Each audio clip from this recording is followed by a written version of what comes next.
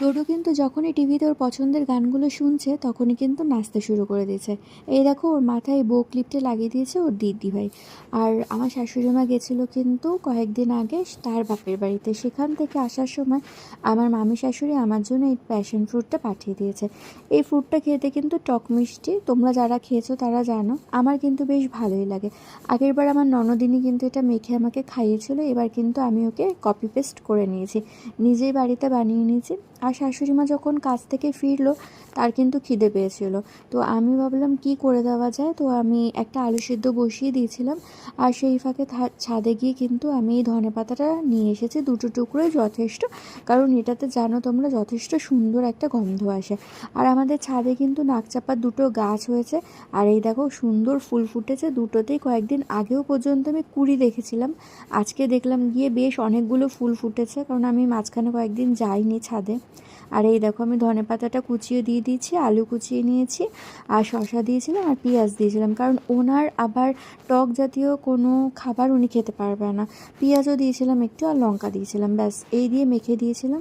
আর আজকে রাত্রেবেলা আমি খেয়েছিলাম পান্তা ভাত, তাই জন্য একটু আলু ভাজা করতে মন চাইছিল যে আলু ভাজা দিয়ে আমি পান্তা ভাতটা খাবো, তাই জন্য একটু আলু ভাজা করেছিলাম, কিন্তু একটু বেশি করেই করেছিলাম, কারণ ডোডো আলু ভাজাটা খেতে পছন্দ করে আর আমার শাশুড়ি মাও পছন্দ করে, তাই জন্য তিনজনের মতন করে আমি বানিয়েছিলাম।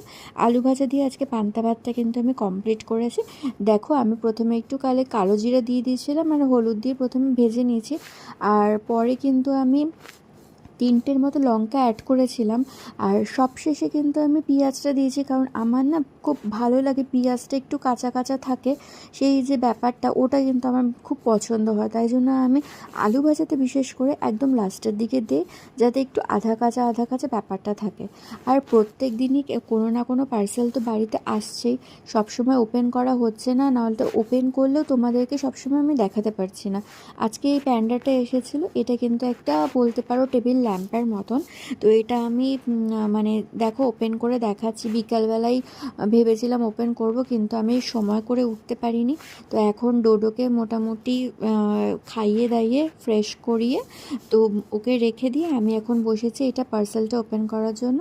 এইটা আমি আগেও দেখেছিলাম, তো আমি একজনের কাছে দেখেই আমি এটা কিনলাম, তো এটা বেশ ভালো, আমার তো খুব পছন্দ। রাত্রেবেলা আমাদের ঘরে যাতে একটা ল্যাম্পের কাজ করে, তাই জন্য কিন্তু এটা কেনা, আমার তো বেশ পছন্দ হয়েছে। ডোডো কিন্তু একটু পরে এসেই এটাকে টেনে নিয়ে চলে গেল যে না এটাকে আমাকে দাও, ও নিয়ে তারপরে খেলতে শুরু করে দিল। আমি কিন্তু আর বেশিক্ষণ এটাকে নিতে পারলাম না, তারপরে কিন্তু পরে আমি রাত্রেবেলাটাকে সেট করে রাত্রেবেলাটাকে জ্বালিয়ে